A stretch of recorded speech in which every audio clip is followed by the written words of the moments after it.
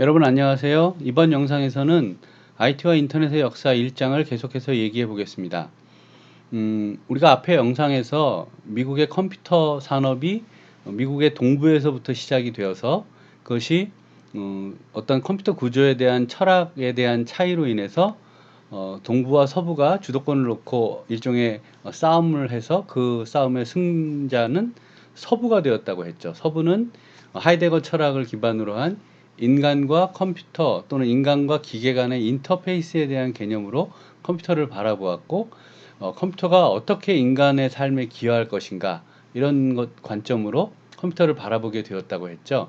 그 중심에 이제 스티브 잡스나 애플 컴퓨터와 같은 회사가 있었고, 또 그 기반에는 히피 문화, 그리고 동부 중심으로 한 그런 기독교와 어떤 우리가 서구 하면 떠오르는 백인 중심의 그런 사회에서 이 서부의 자유로운 젊은이들이 꿈꿨던 것은 히피 문화이고, 동양의 뭐 참선이나 또 인도의 요가 같은 것들을 받아들이고 육식보다는 채식을 중요하게 생각하는 그런 문화적 차이에 대해서도 얘기를 했었습니다.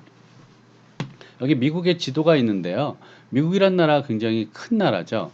그래서 지금도 이 동부와 서부를 왔다 갔다 하려면 차로 쉬지 않고 한 2, 3일은 달려야 되는 그런 굉장히 거대한 나라입니다.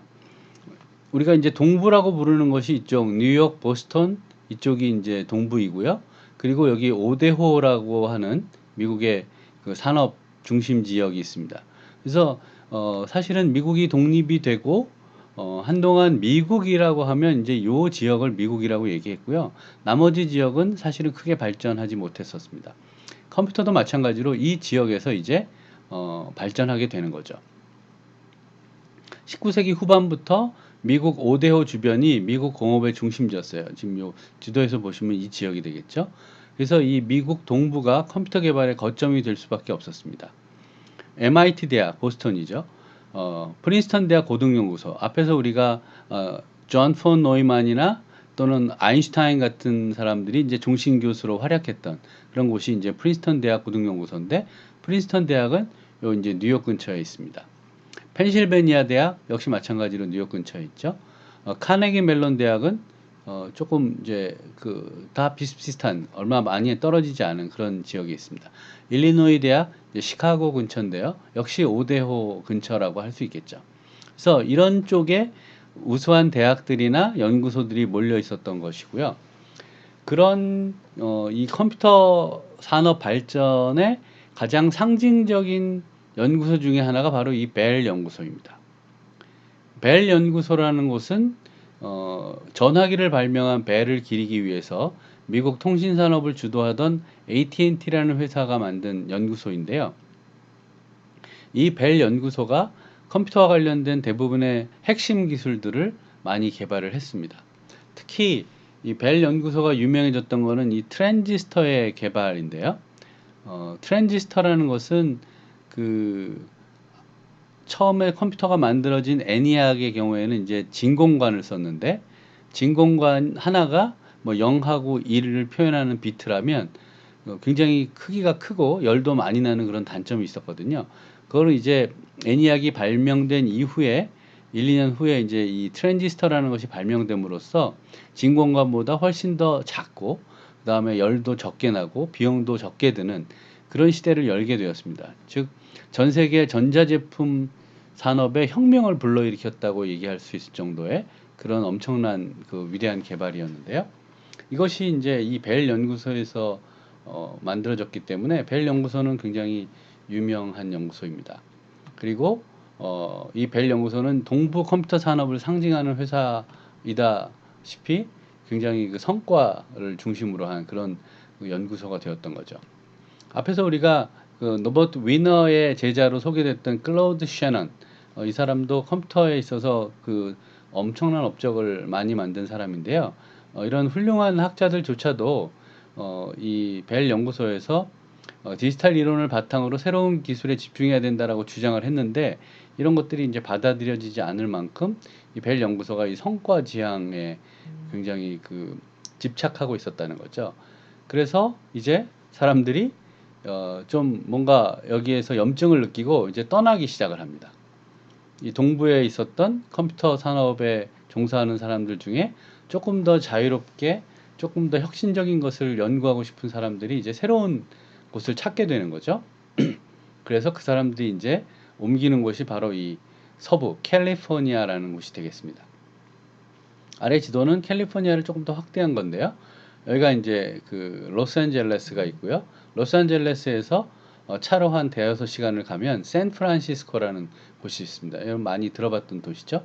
이 샌프란시스코에서 한 1시간쯤 동남쪽으로 내려가면 산호세라는 도시가 있고 요 도시를 중심으로 해서 많은 전자 컴퓨터 이런 회사들이 이제 자리 잡게 되는 곳을 우리가 실리콘밸리라고 부르게 됩니다.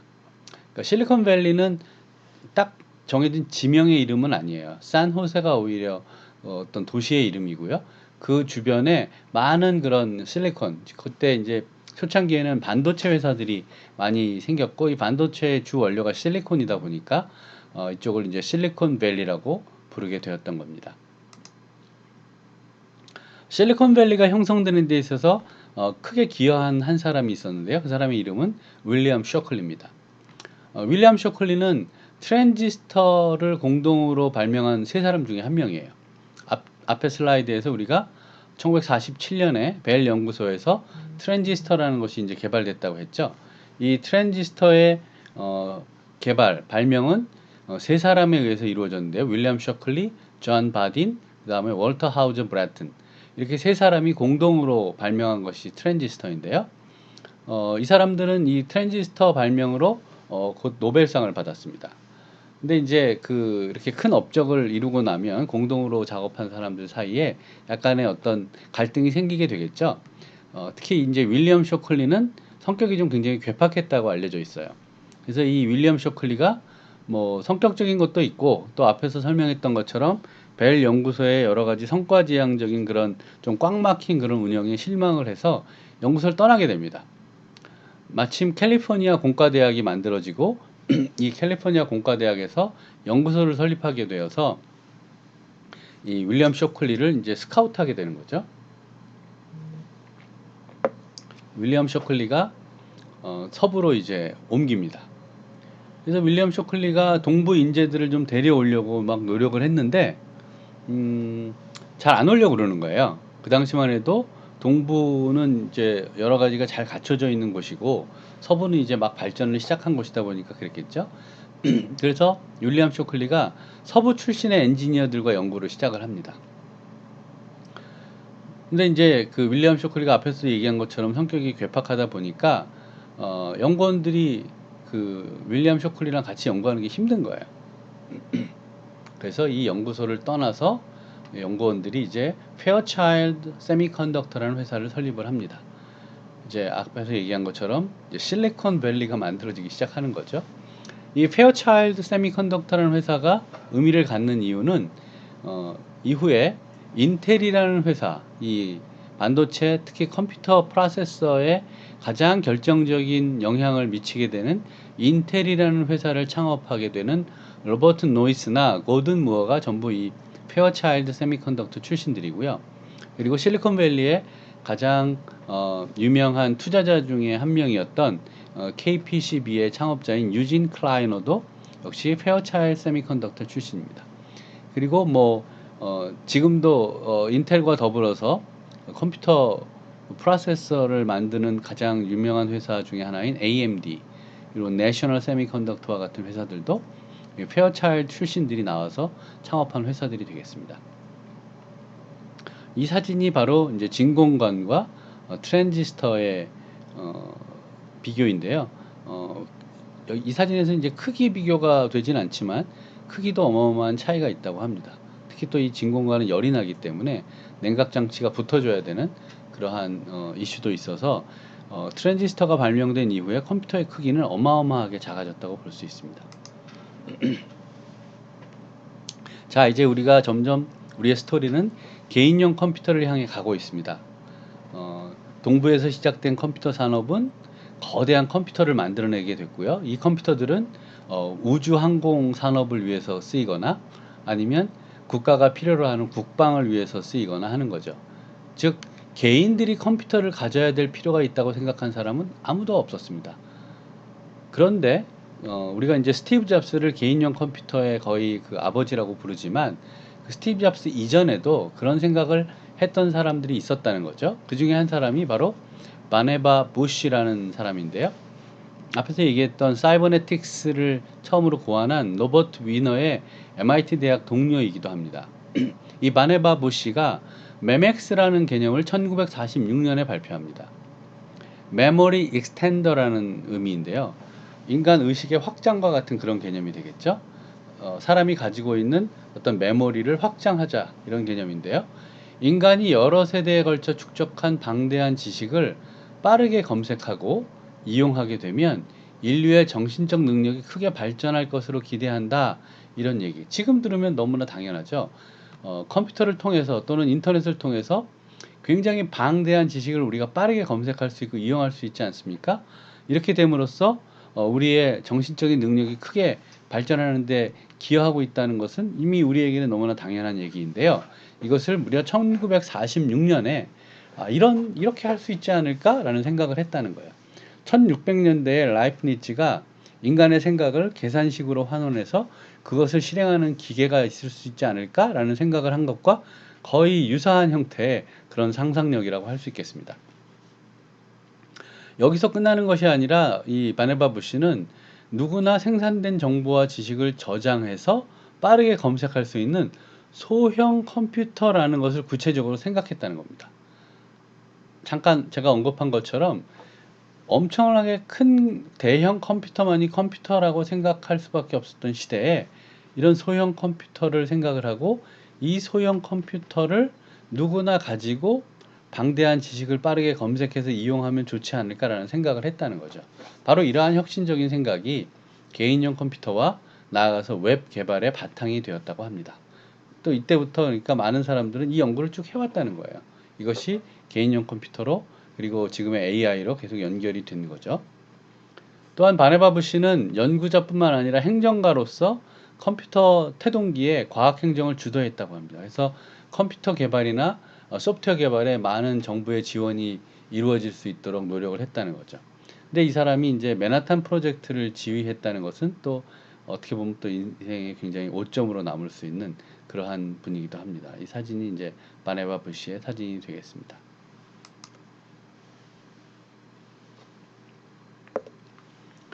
실리콘밸리가 오늘날의 실리콘밸리가 될 수 있었던 가장 큰 영향을 미친 것 중에 하나가 바로 대학입니다.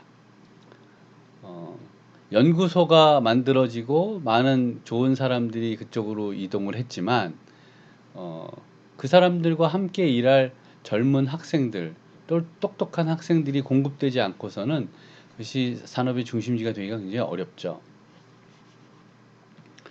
그런 결정적인 역할을 해준 대학이 바로 스탠퍼드 대학인데요.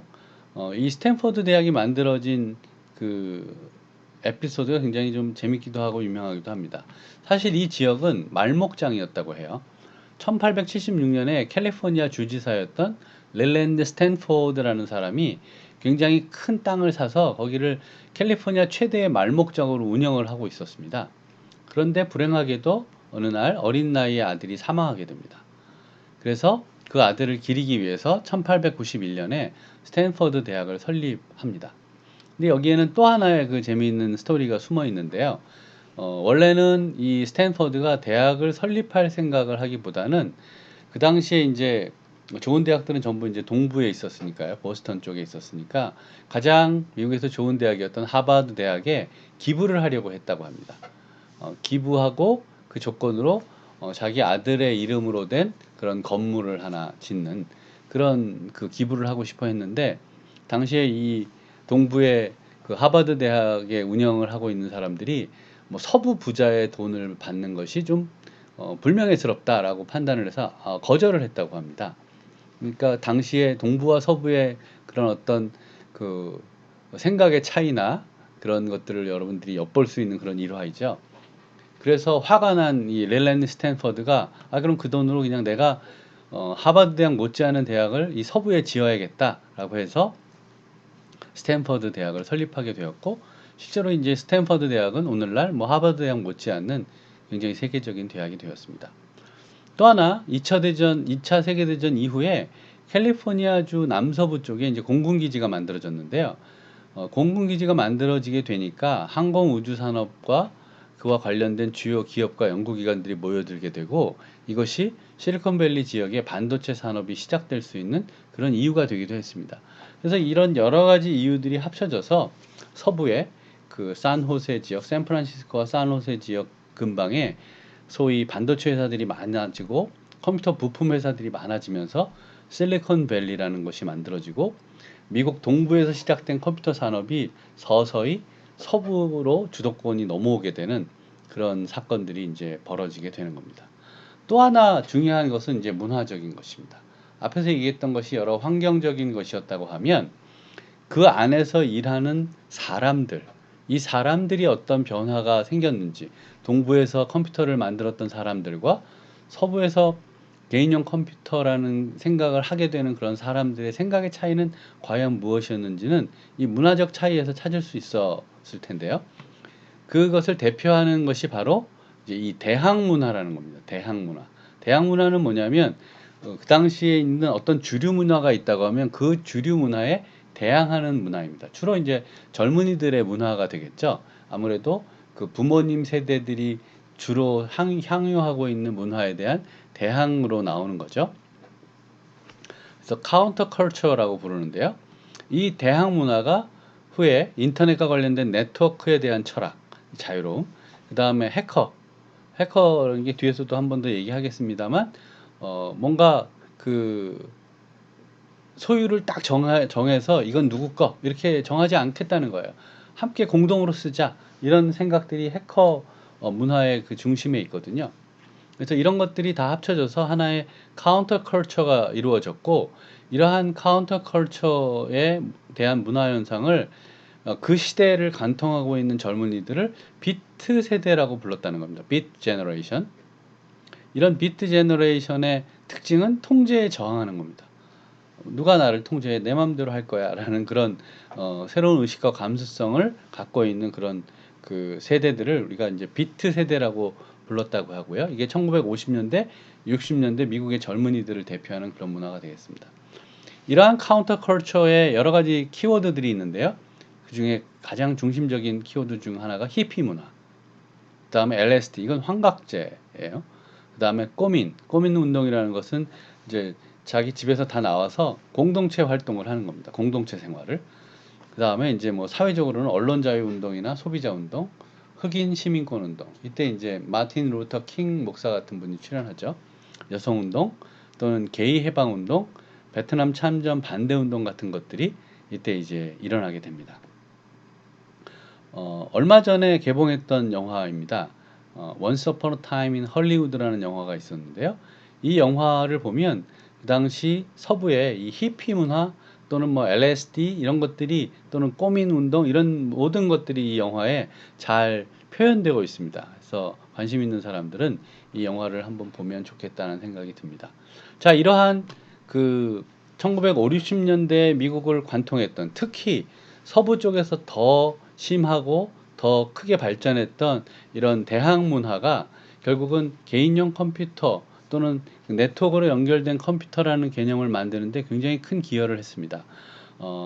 다음 영상에서는 이러한 문화적 현상에 대해서 조금 더 살펴보기로 하겠습니다. 여러분 수고 많았습니다. 오늘 여기까지 하겠습니다. 안녕.